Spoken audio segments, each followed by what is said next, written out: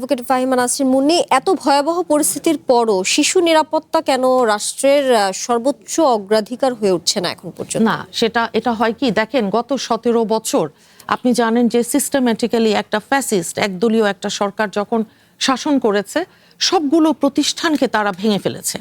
এটা এমন না যে একটা প্রতিষ্ঠান দাঁড়িয়ে আছে আরেকটা নষ্ট হয়েছে, বিষয়টা তা না।